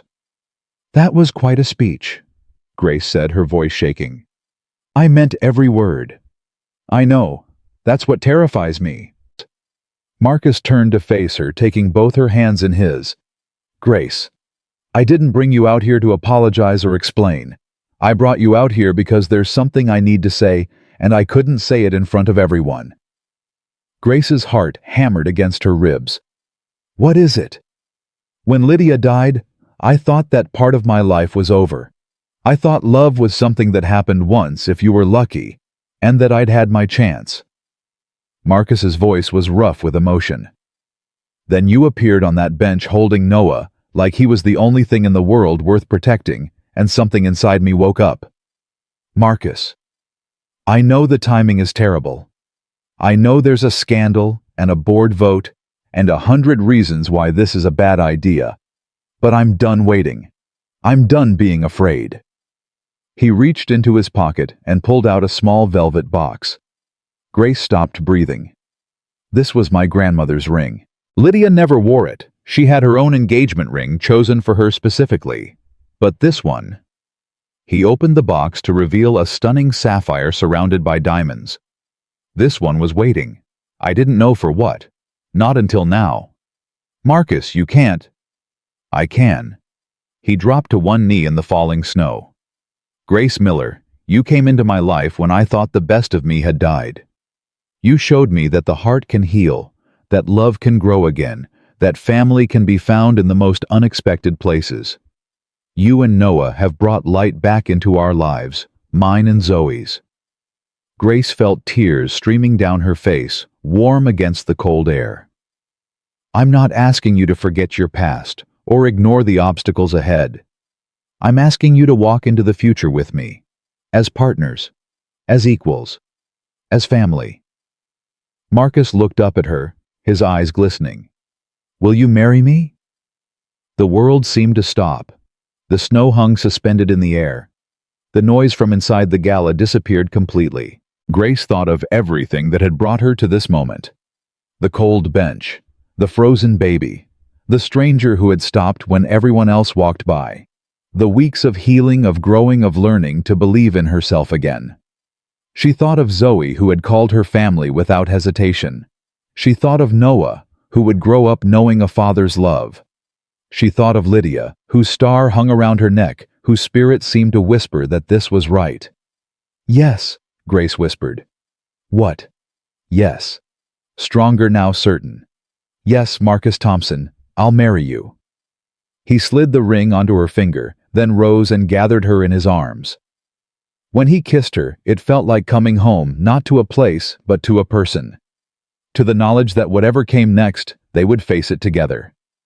The snow continued to fall around them, soft and silent and perfect.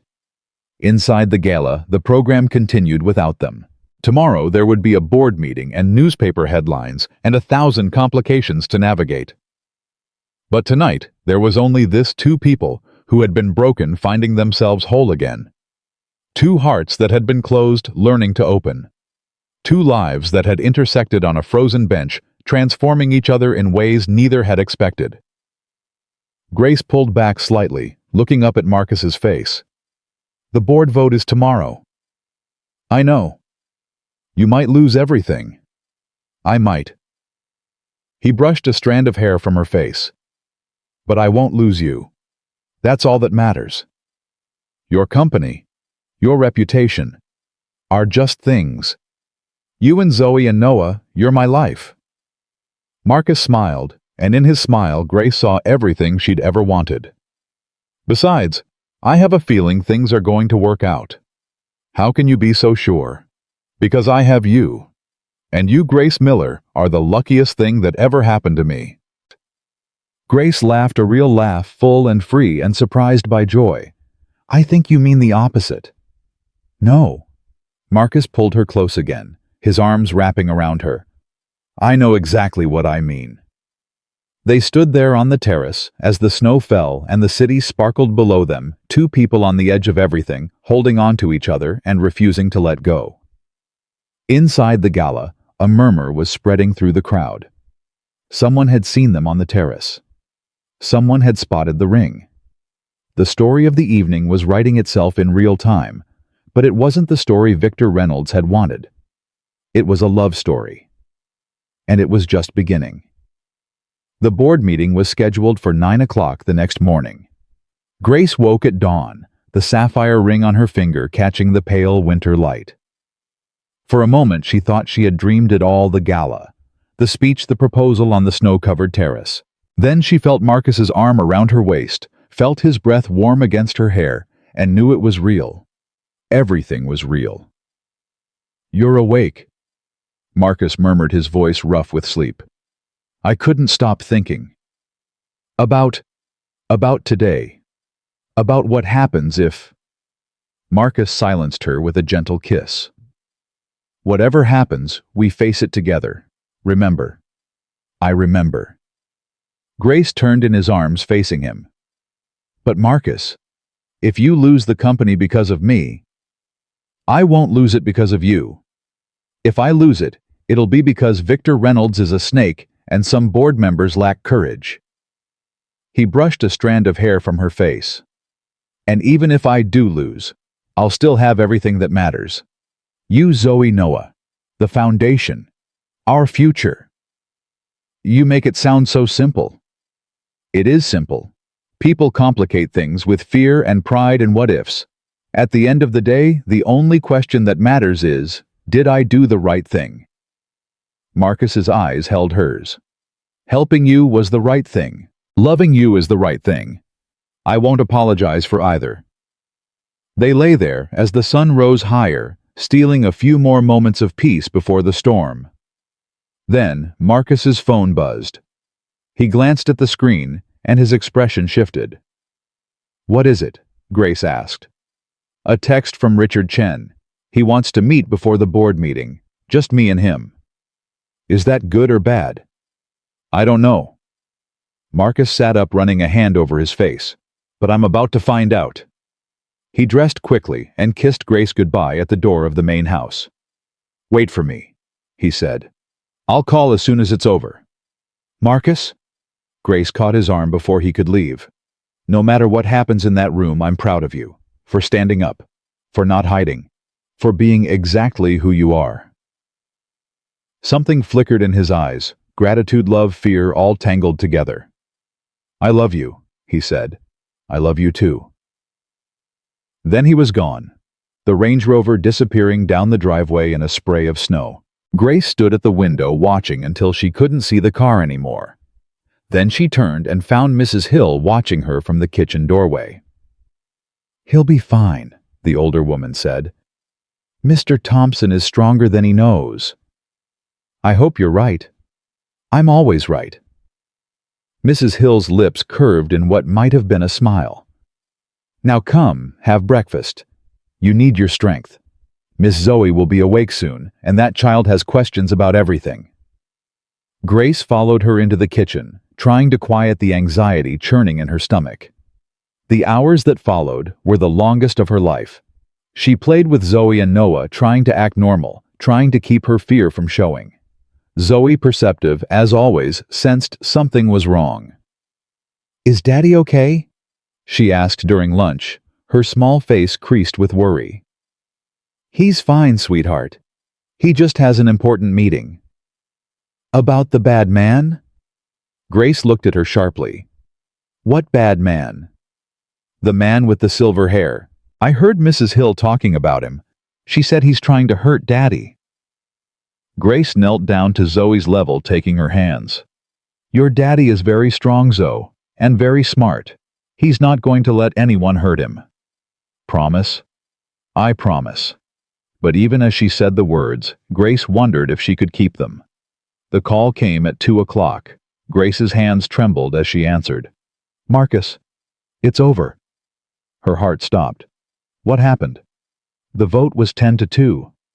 Marcus paused, and Grace could hear the emotion in his voice. In my favor. What? She nearly dropped the phone. But Reynolds, the article... Reynolds overplayed his hand. Chen told me what happened.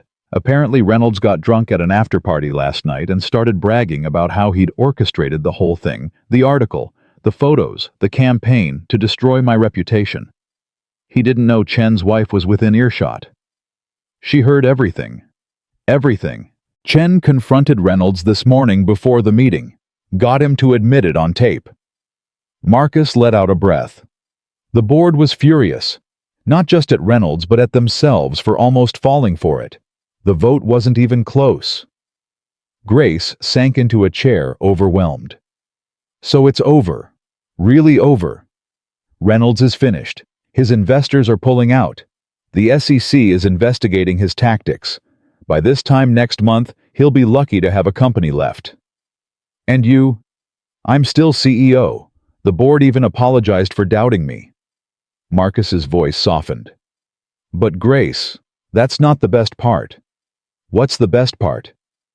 During the meeting, Chen asked me about you, about us, about what my plans were. What did you tell him? I told him the truth, that I'm going to marry you as soon as you'll have me, that I'm going to spend the rest of my life trying to deserve you. Marcus paused. And then he asked if I knew about your work. Grace frowned. My work? You mean the gala designs? Not just the gala. He'd done his research, found your portfolio from Parsons, talked to some of your old professors. He said... Marcus's voice caught. He said you were one of the most talented artists they'd ever taught, that losing you was the school's loss. Tears spilled down Grace's cheeks. I don't know what to say. Say you'll accept the new position. What new position? The board approved the new art division, unanimously, and they want you to lead it. Not as a favor to me, Grace, because of your talent, because of your vision, because you're exactly who they need. Grace couldn't speak. The weight of everything, the fear, the hope, the long journey from that frozen bench to this moment, crashed over her like a wave. "Grace, are you there?" "I'm here," she whispered. "I'm just Marcus. This is everything I ever wanted." "I know." His voice was thick with emotion. "And you deserve all of it. Every single bit."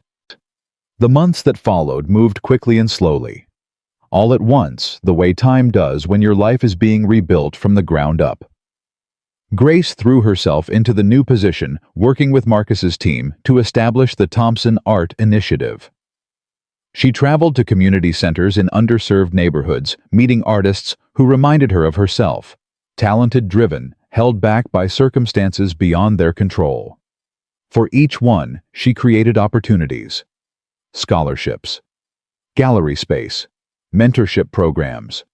The work was exhausting and exhilarating, and every night she came home to a family that made it all worthwhile. The wedding was planned for spring, a small ceremony on the Connecticut estate, just family and close friends. Grace had wanted simple, and Marcus had agreed. They'd had enough spectacle at the gala. But as the wedding approached, Grace found herself thinking more and more about the bench. "I want to go back," she told Marcus one evening as they sat by the fire in the main house. "Before the wedding, I want to see it again." Marcus looked at her, understanding in his eyes. "Are you sure?" "I need to. I need to." She struggled to find the words. "I need to close that chapter. To say goodbye to who I was, so I can be who I'm becoming. Then we'll go. Together." They drove into the city on a gray February afternoon, Noah strapped into his car seat, babbling happily at the passing buildings. Marcus parked near the bus stop, and they walked the rest of the way in silence. The bench looked smaller than Grace remembered. Just an ordinary wooden bench weathered by seasons, unremarkable in every way. But it wasn't unremarkable, not to her. "This is where you found us," she said quietly. "This is where Zoe found you." Marcus's arm came around her shoulders. I was ready to walk past. She wouldn't let me. Grace looked at the bench, remembering the cold, the fear, the desperate hope that tomorrow would be better than today. "I almost gave up that night," she admitted. "Right before you came. I was so tired, Marcus. So tired of fighting. I thought—" Her voice broke. "I thought maybe it would be easier to just let go, to close my eyes and not wake up." Marcus's grip tightened. "Grace." But then I looked at Noah, at his little face, and I knew I couldn't give up. Not on him, not on the chance that something could change. She turned to face Marcus, tears streaming down her face. "And then you came. You and Zoe. And everything changed." Marcus pulled her close, holding her as she cried. "You saved us," Grace whispered against his chest. "You saved our lives." "No." Marcus's voice was fierce. "You saved yourselves. You survived. You fought.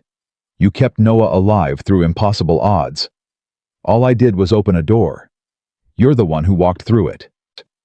They stood there for a long time, holding each other, while Noah watched from his stroller, too young to understand, but old enough to feel the importance of the moment. Finally, Grace pulled back.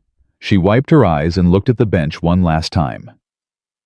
"Thank you," she said softly, to the bench, to the city, to whatever force had brought Marcus and Zoe to that bus stop on Christmas Eve. Then she turned away, and didn't look back. The wedding took place on the first day of spring.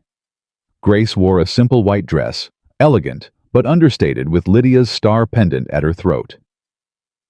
Marcus stood at the altar in the garden, Zoe beside him, holding a basket of flower petals, Noah in Mrs. Hill's arms nearby.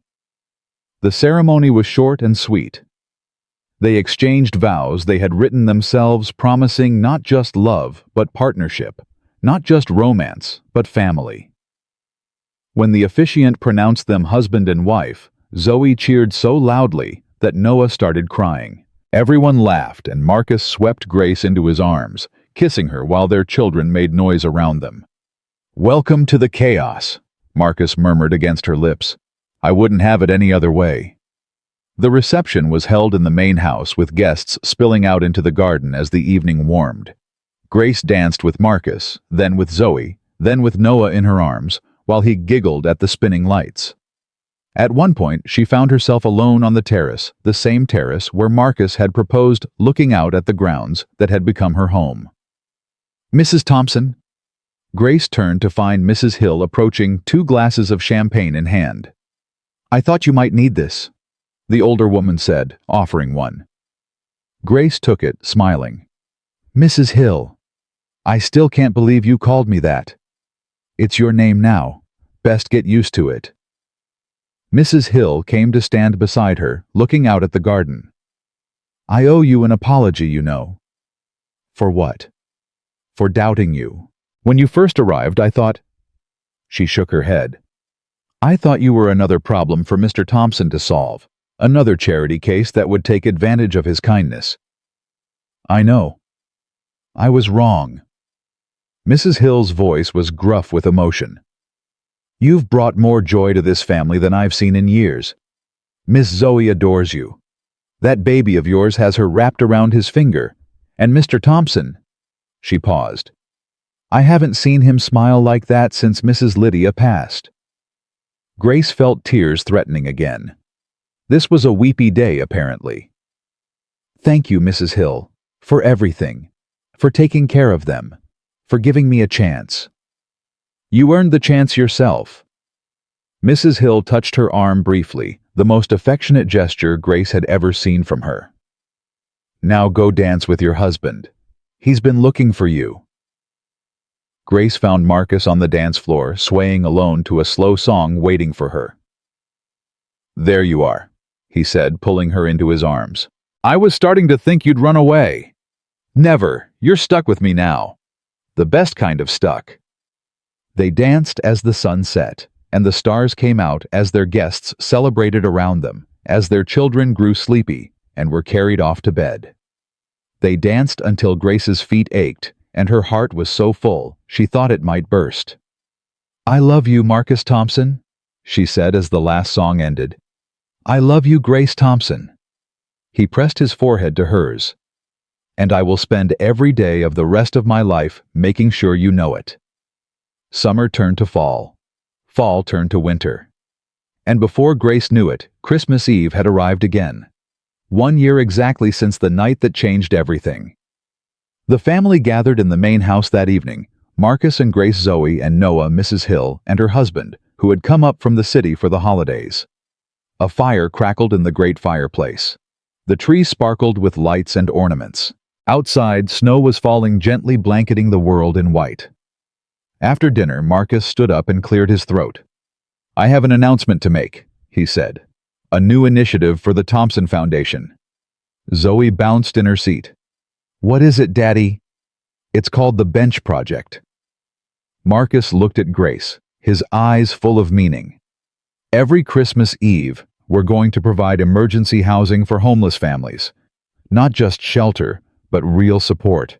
Job training, childcare, education, everything they need to rebuild their lives." Grace felt her heart swell.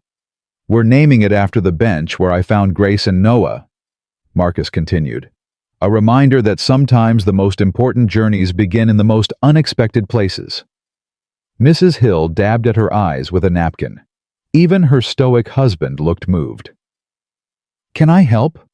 Zoe asked eagerly. "Can I help find the families?" "Absolutely," Marcus said. "In fact, I was hoping you'd be our official ambassador. You're the one who found Grace after all. You have a gift for seeing people who need help." Zoe's face lit up with pride. "I'll be the best ambassador ever. I'll find all the families that need us." Later that night, after Zoe had been put to bed with promises of Santa's arrival, after Noah had been rocked to sleep in his crib, after Mrs. Hill and her husband had retired to the guest cottage, Marcus and Grace stood by the window watching the snowfall. "1 year," Grace said softly. "It feels like a lifetime. It feels like yesterday." Marcus wrapped his arms around her from behind. "Sometimes I still can't believe you're here, that this is real." Grace leaned back against him, feeling his heartbeat through his chest. "Remember what I was wearing when you found me? A thin sweater, too small for you, holes in the elbows. I had 47 cents in my pocket. I remember counting them that morning, trying to figure out if I could afford a bagel." Grace shook her head. "I was so scared, Marcus, so tired. I didn't know how we were going to survive another night." "You would have." His voice was certain. "You're a survivor, Grace. You would have found a way." "Maybe, but I'm glad I didn't have to." She turned in his arms, facing him. "I'm glad Zoe saw us. I'm glad you stopped. I'm glad—" Her voice caught. "I'm glad I said yes. To the hotel, to the cottage, to the job, to you." Marcus kissed her forehead. "I'm glad you let me in. I know it wasn't easy, trusting again after everything you'd been through." "It wasn't, but you made it easy." Grace smiled. "You and Zoe. You never made me feel like charity. You made me feel like family." "Because you are family." Marcus's hands cupped her face. "From the moment Zoe saw you on that bench, you were ours. We just had to convince you to believe it." They stood there in the firelight as the clock ticked toward midnight, as Christmas Day approached, as another year of their life together prepared to begin. "I have something for you," Marcus said suddenly. "I was going to wait until morning, but I can't." He reached into his pocket and pulled out a small velvet box. Grace laughed. "Another ring." "Not a ring. Open it." Inside the box, nestled against black velvet, was a key. Simple silver attached to a small tag that read, "Miller New Beginnings Gallery." Grace stared at it, not understanding. "The building on Hudson Street," Marcus explained. "The one you said had perfect light. The one you walked past every day during your commute and dreamed about." He smiled at her expression. "Yes, I noticed. I notice everything about you, Grace." "Marcus, that building sold months ago. I checked." "I know. I bought it." Grace's mouth fell open. "You what?" "It's yours. The deed is in your name. The Thompson Foundation is covering the renovation costs, but the gallery itself belongs to you. Not to the company. Not to me. To you." I can't."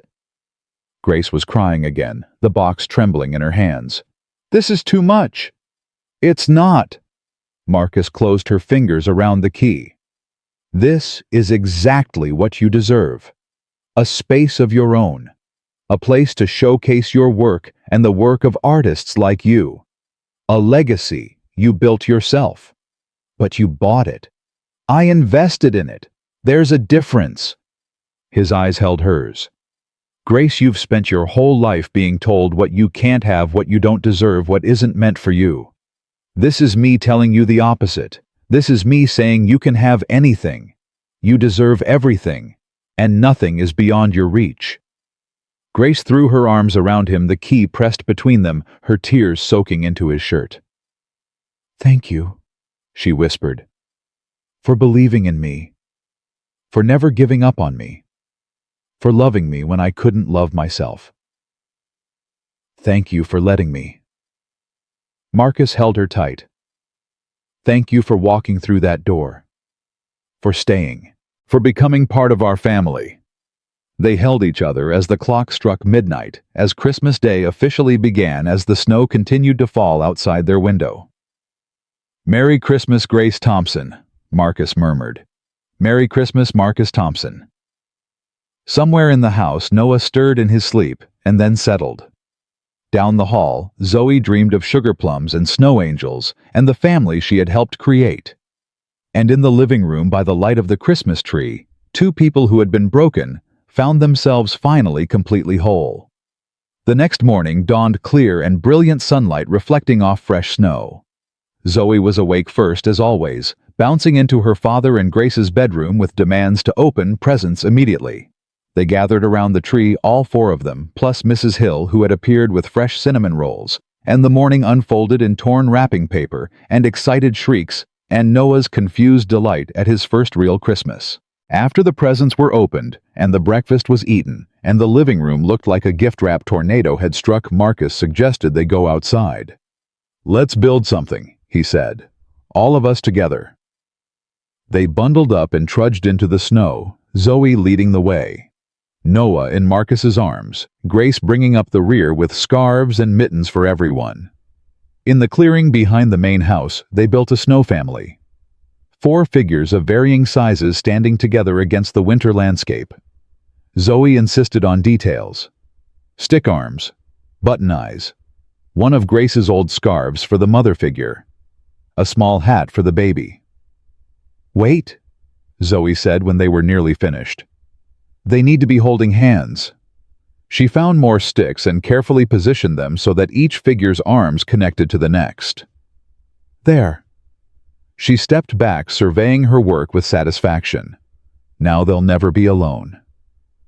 Grace felt Marcus's arm slide around her waist. "She gets it," he said quietly. She always did. Gets what?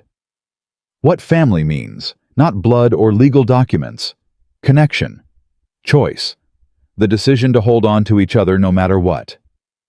Grace looked at the Snow family, the father figure tall and steady, the mother beside him, the child bouncing with eternal energy, the baby small but protected in the center.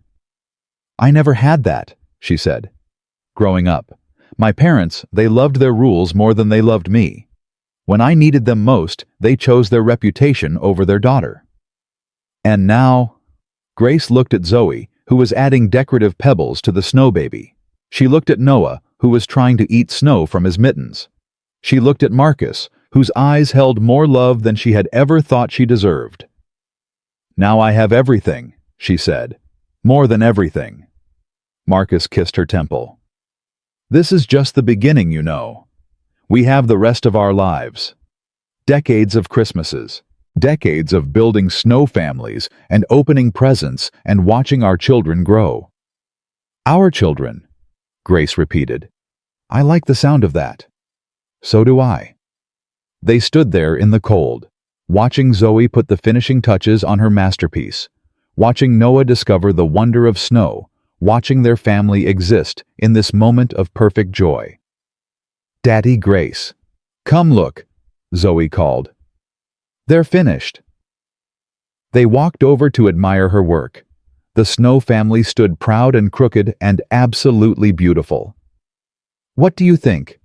Zoe asked anxiously. "Do they look like us?" "They look exactly like us," Grace said. "Good." Zoe nodded firmly. "Because we're a family. Forever and ever." "Forever and ever," Marcus agreed. "Forever and ever," Grace whispered. They stayed outside until the cold drove them back in, until hot chocolate was demanded and granted, until the afternoon settled into quiet contentment. That evening, as the sun set and the snow began to fall again, Grace found a moment alone in the living room. She sat on the couch where she had once been afraid to touch anything in the house that had become her home, wearing Lydia's star and her own sun pendant, surrounded by everything she had ever wanted but never dared to dream. The journey from that frozen bench to this warm room had been long and terrifying and miraculous. She had lost everything, her education, her family, her safety, her belief in herself, and gained so much more. A man who loved her without conditions. A daughter who had claimed her from the first moment. A son who would grow up knowing security and love. A career that let her help others the way she had been helped. A future bright with possibility. All because a 4-year-old girl had looked at a stranger on a bench and seen not a charity case, not a burden, not a problem to be ignored, but a person. A mother. A human being worthy of compassion. Zoe had been right all along. Kindness did matter more than anything. Marcus appeared in the doorway, watching her with an expression she had come to know well. Love tempered with wonder. Joy tempered with gratitude. "What are you thinking about?" he asked. "About how far we've come. About how lucky we are." Grace smiled at him. "About how one small act of kindness can change everything." Marcus crossed the room and sat beside her, taking her hand. "It wasn't small," he said. "It was the bravest thing I've ever done. Helping a stranger. Opening my heart." He lifted her hand to his lips. "I was so closed off, Grace. So afraid of being hurt again. Zoe broke through because she's my daughter, because I had no choice. But you, I had every choice with you. I could have put you in a shelter and walked away. I could have kept things professional and distant. I chose not to. I chose to let you in. Why? Because you were worth it." His eyes held hers. "Because the moment I saw you fighting to protect Noah, I recognized something in you. A strength I hadn't seen since Lydia. A love that was willing to sacrifice everything." He paused. "I wanted to be around that kind of love. I wanted Zoe to see it. I wanted—" His voice broke. "I wanted to feel it again." Grace leaned into him, resting her head on his shoulder. "I was so scared to trust you," she admitted. "Every person in my life had let me down. My boyfriend, my parents, the system that was supposed to help people like me. I kept waiting for you to reveal the catch, the condition, the moment when kindness would turn into expectation. And it never came." Grace lifted her head to look at him. "You gave and never asked for anything in return. You made me feel safe. You made me feel valued. You made me believe I could be something more than a survivor. You are something more. You always were." They sat in comfortable silence as darkness fell outside, as the Christmas tree lights twinkled, as their children slept peacefully in rooms filled with new toys and old love. "Next Christmas," Grace said finally, "let's go back to the bench, all four of us." "Why?" "To remember, to be grateful, to show Zoe and Noah where our story started." Grace squeezed his hand. "And to look for anyone else who might need help, the way we did." Marcus smiled. "The bench project in action." "Exactly. I think that's a perfect tradition." He pulled her closer. "Merry Christmas, Grace." "Merry Christmas, Marcus." Outside, the snow continued to fall, soft and silent and endless. Inside, a family born from compassion and built on love settled into the quiet joy of an ordinary, extraordinary evening. Grace closed her eyes and let herself feel all of it. The warmth of the fire, the weight of Marcus's arm around her, the distant sounds of her children sleeping, the profound rightness of this life she had somehow stumbled into. 1 year ago, she had been freezing on a bench, certain that hope was a luxury she could no longer afford. Now hope was all she had.